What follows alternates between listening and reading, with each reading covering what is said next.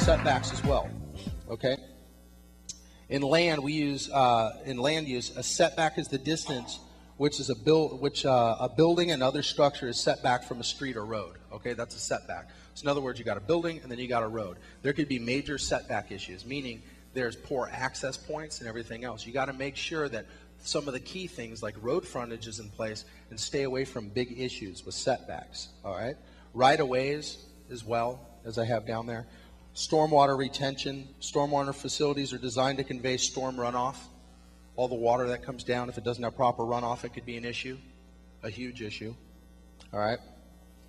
You want to make sure these systems, they're in there and they actually capture water, they treat the water, and they do what the city wants it to do. So these are things to stay away from these mistakes of getting into property like that. Excessive green space requirements. Green space is nothing more than an area with urban environmental that dedicates it back to nature. Sometimes they require 20% green space. So in other words, guys, if you're looking at 100 acres, 20% would be 20 acres. That means you're only buying 80 acres if they want 20 acres to be dedicated to green space. This is something for you to know and to stay away from because it'll affect your overall numbers for your exit strategy. We want to make sure we know exactly what we're buying. You see what I'm saying?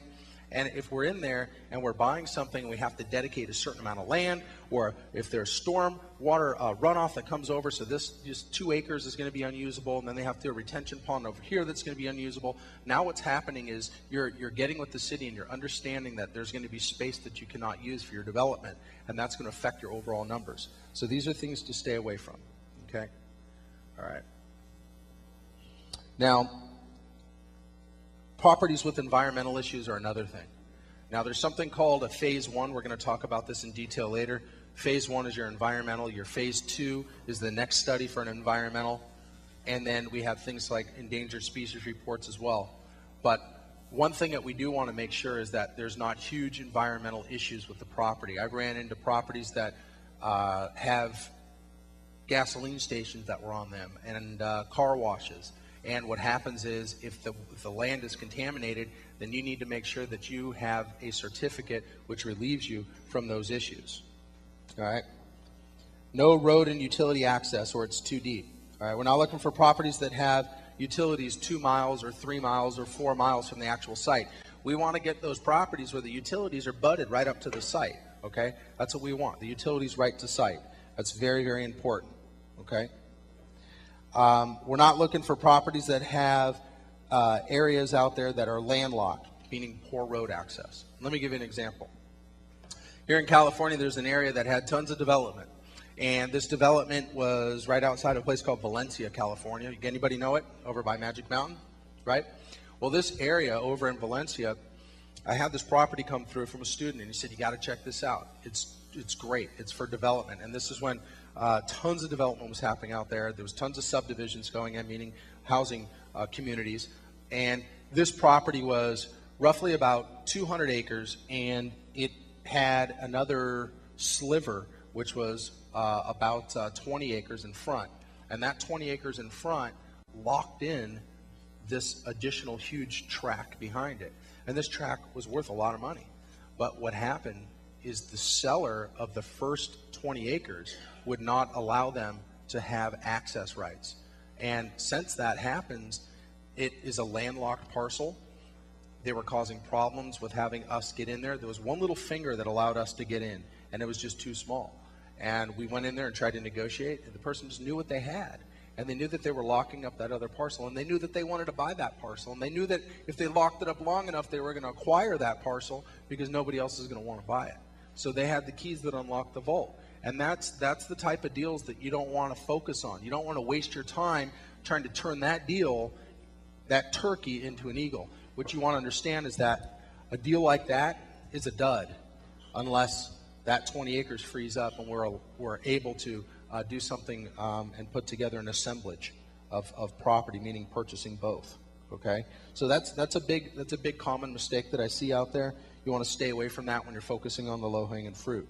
But no road and utilities too far, too deep is very, very, very important. Okay. Also, the shape, like quirky houses. Anybody purchase a house and they say, "Hey, 3-bedroom, 2-bath, it's beautiful." And then you get there and you're looking at the rooms and they're like triangles. You can't even put a bed in there. It's really quirky. You guys know what I'm talking about? Those are the type of properties, like a guitar-shaped property, where you got tons of land again, which is out here, and then you only have a little bit of land here, and all this land would be okay, but all that is way too remote or too set back, and it's not going to be that desirable. Topography as well, and soils unsuitable. We recently had jumped off of a deal. We found out that the track in the center of the property, it actually had landfill. And that's the reason why nobody purchased it. But they didn't want to tell us about it because in commercial real estate, it's buyer beware. All right?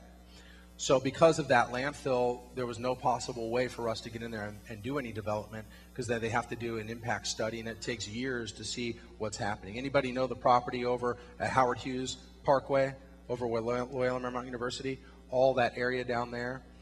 They didn't build on that land for years. And the reason being is because the soil was unsuitable. It was still sinking. It wasn't ready for development. Now they can't develop the stuff fast enough. They're doing something ridiculous over there with office retail. I mean, there's so much development going on in that little area right off of Jefferson Boulevard over there. It's truly just, it's amazing what's happening. But you want to stay away from unsuitable soil and easements as well. Write this down, guys. An easement is a right to use a part of land which is owned by another person. Okay? All right? A right to use a part of land which is owned by another person. Okay? Now, liens and title defects. This will show on the title report. Write that down. That'll show on the title report. We just want to make sure, just like in residential, when they have liens on the property, like a mechanic's lien, if somebody came in there and hung, 500 square feet of drywall, and then, the person who was trying to flip the house didn't pay that bill, then the person gets upset and then they go and put a lien on the property. That'll show on title. No different in commercial. No different. All right? Anything like that will show, and any title defects will show. Okay? Usable acreage not determined. All right? That's really, really important. You must know what usable acreage is, and that's all determined by doing a survey that's done on boundaries. Somebody just simply goes out there and they just basically measure all the property, and they know exactly what's going to be usable, what's not usable, what's usable and what's not. All right? So remember that if you're out there and you're looking at property and it's unusable, it's going to make a heck of a difference. Since we're talking about properties that we did not move on, I want to mention one other story. I was on a property out in Tennessee, and this property had so much timber on it, we knew that we could purchase the timber and pay for the property. The timber was worth more than what we were buying the property for. The timber was worth $750,000. We contracted this deal for $500,000. And the reason why we contracted the deal was not for the purchase of the timber to own the property free and clear, because I get property sent to me all the time that I could just take over, and it's free and clear. People want to give you property. But you got to ask why. Why do you want to give me this property? Guys, when I buy a property, write this down at the top of your page, because this is something that you should take with you and think about every single time you look to buy anything. If you're ever fence sitting on a purchase, think about this. Why do I want it, and what would I do if they gave it to me for free? What about if they just gave it to me? Forget the investment. Forget the investment. Investment to me is irrelevant, because I'm never going to invest in something that I'm not going to be able to see a huge return. And you guys know I want a 2 to 3 time or 10 time or 100 time return. But when it comes to an investment, what about if they just gave it to you, right? That's what I look at. What about if we had this property and we could take it over either for what they owe and they just gave it to us? What would I do with it? All right? This particular property out in Tennessee, it was great. And the broker was really proactive. They wanted to go and talk to all the locals, and they sent us all kinds of information on how they'd like to see a movie theater there and a shopping center and a town center, and they'd like to see all types of yogurt places and all this kind of stuff. He went around and he had a bunch of people write all kinds of great stuff. It was great information. I could see the area was really pro-growth. And we were really hot on the project and ready to move on it. So as we went ahead and sent down one of my acquisition guys, he went down there to look at the property. He was walking through the property with the broker, and he heard something. He heard water running. And he said, is that a creek that runs here? He goes, yeah, there's a little runoff over there. And he says, oh, okay. So we didn't see it from the aerial shot because there were so many trees on the property. But as he's walking, he went through the property line. He said, well, here's a path. I'm going to walk through the property. Goes through the property line, and this wasn't a runoff. And it's okay to have water on your property, but this thing, guys, was like a stream. I mean, it was a stream running through the property. You think that put a dent in what our plans were? Absolutely it did. Absolutely. Now we weren't buying this property. We were taking over somebody else's headache, right? We were taking over somebody else's headache. There was no need for us to jump into that headache. And then I said, well, what about if they just gave me the property? Would I want it? And I didn't want it. There was just no need for me to go ahead and jump into that property to create a big bridge and get this approved and that approved. And who knows how much water actually ran off that thing when it filled up. But guys, we're talking a huge ravine in this thing. I mean, as wide as half of this room. So couldn't see it from the aerial. We saw it by sending the professionals there. We always want to go ahead and do a property visit prior to closing. So write that down, okay? But these are just things that pop up, and I want to go ahead and tell you about avoiding common mistakes. Definitely local attitudes not assessed. You got to go ahead and see if they're pro-growth and if they want you to come in. You only want to deal with agencies who want you there, okay? You only want agencies that want you there. One of my projects, it's got a golf course on one side of it, and it's on the Intercoastal Waterway.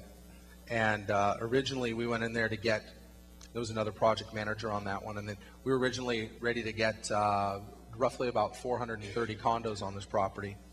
And it turns out that the golf course adjacent to us said, we don't want you guys here. We don't want you guys to go ahead and develop here, because if you guys put in 430 condos, it's going to affect the traffic that comes in and out. It's going to affect a lot of things in the area. We don't want you here.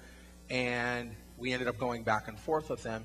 And this could have been avoided, and this was way back when, guys, but this could have been avoided by just simply having either our broker assess the local attitude of the people, or also the city hold a quick city meeting, and all the additional adjacent property owners that have big tracts, people that are running businesses, just make sure that they're pro-growth and they want us there. It would have made a big difference. And that property went forward. We closed on it. It was about a 18 million purchase, and it's probably worth somewhere around 47 million right now.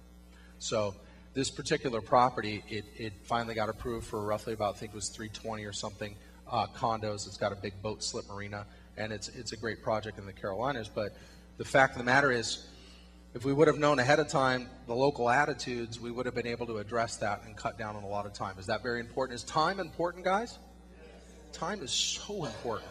Time is so important. Could have cut that project in half, could have avoided all those additional costs and delays, okay? Now that's for land, all right? That's for land. Let's talk a moment here on income. All right, deals that take too long to cash flow. All right, now there's a difference between holding costs and debt service, and we're going to talk about that later. But the last thing that we want to do ever, write this down, ever, is go and get a hard money loan and do long-term debt service. Guys, right there, that's the kiss of death. Stay away from that. Stay away from that. We want to get in and get out, get rich, okay? That we're going to talk about financing later. But we want to make sure that we get in there and we only do deals that we can get in there and turn around and make some cash flow happen.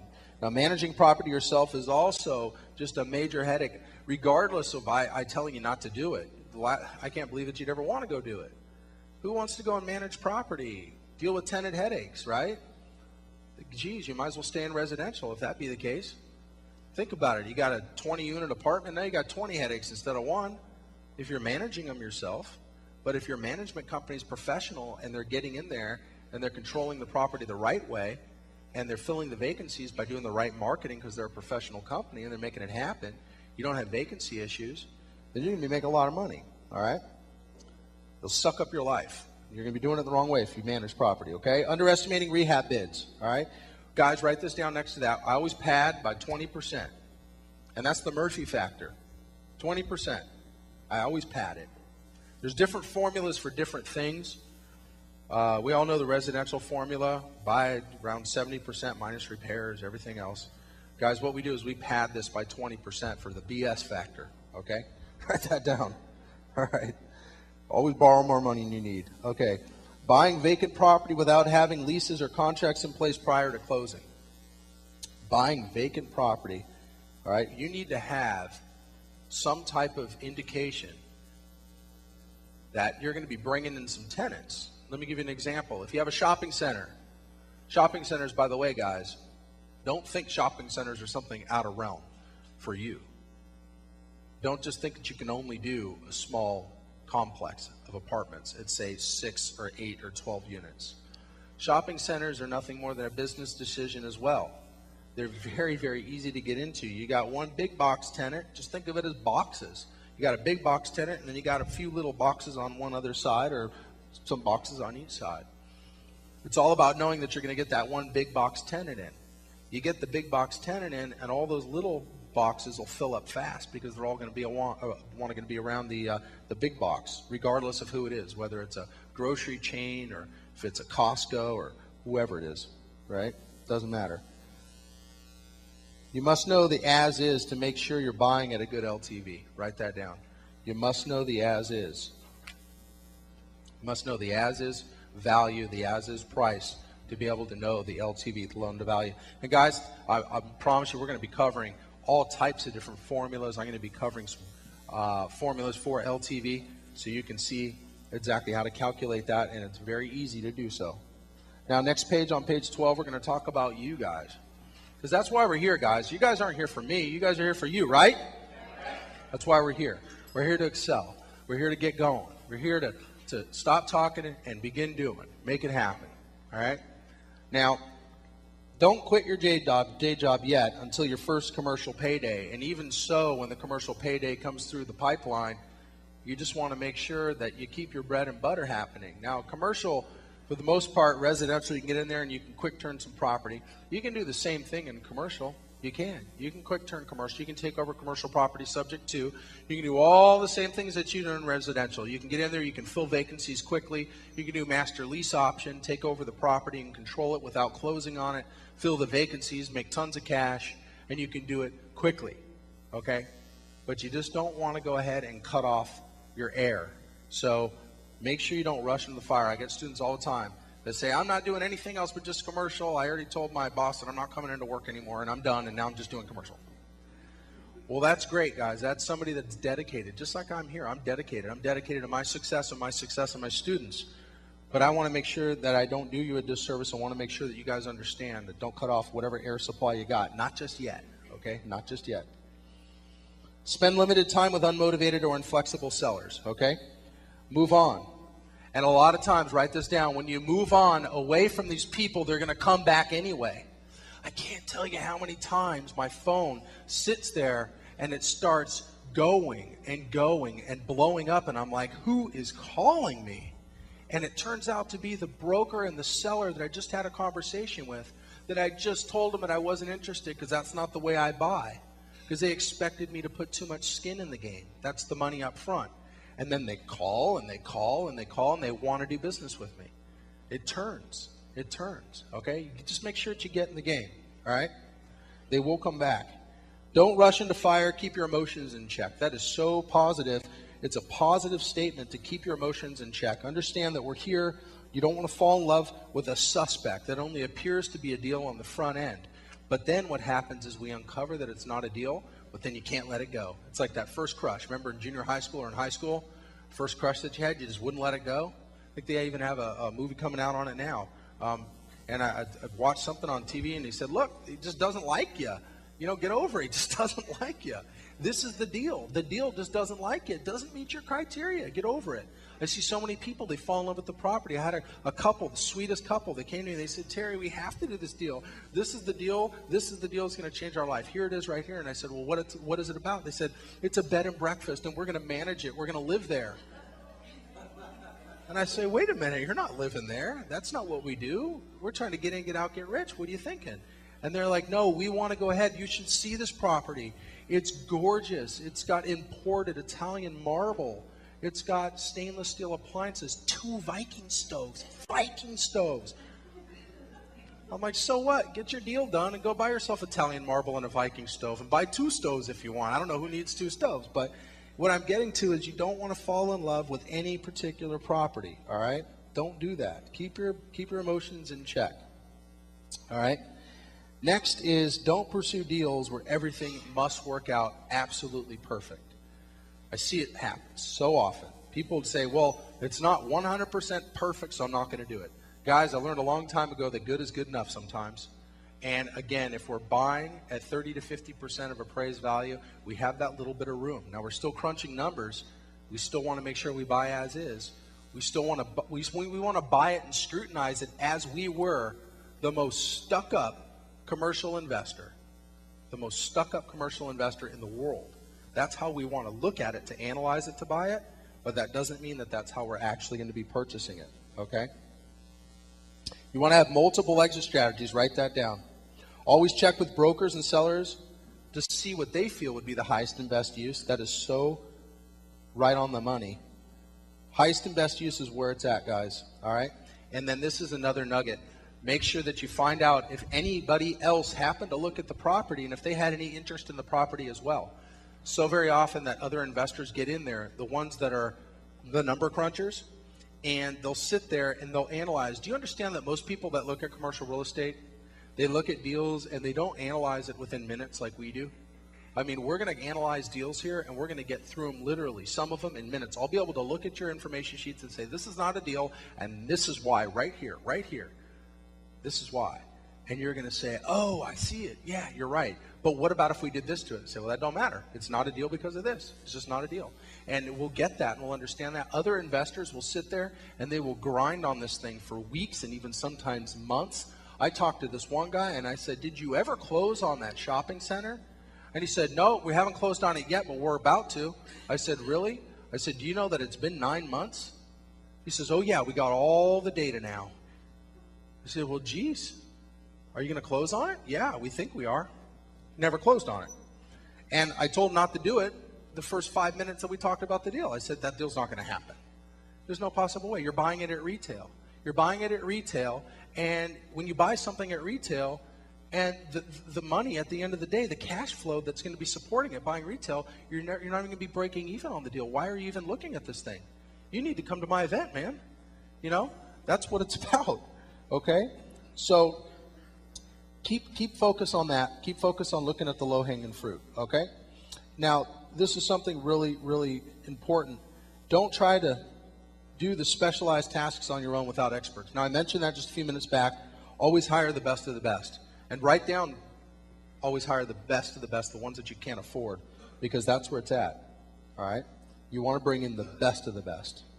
Like on one of our projects, we have the assistant to the governor of the state of Texas, owns and operates assisted living and senior living facilities. Is that somebody that's qualified? Hello? Yeah, absolutely. All right, don't let brokers and sellers dissuade you from what you learned here to entice you to pay retail. Guys, brokers and sellers. What is the word on sell? Sell. Sellers. Sell. Okay? They're selling you something. Brokers are salespeople. They're in the market to put a package together to sell you on all the good points. We need to know, okay, why are we buying? What is this deal about? Okay? Remember, guys, write this down. We buy as is, where is in its current condition. We want equity at closing. We want to be able to create tremendous upside. We don't buy it on what it could be one day. We want to buy exactly where it's at. Don't cut costs on experts and members of your team. We do not want to do that. There's no need to cut costs. There truly isn't. All right? Should be way enough room. There should be tons of room in that deal to pay any appraiser, any engineer, any broker. Okay? This isn't FSBO. This isn't residential 101 here. We're talking about multi-million-dollar profits. We're talking about buying, guys, $1 million property at 30 cents on the dollar. That's $300,000. That's $700,000 in equity. Okay? We can afford to pay commission to a broker. All right? And sometimes there's incentive packages that we put together if the governing laws in that particular area allow us to.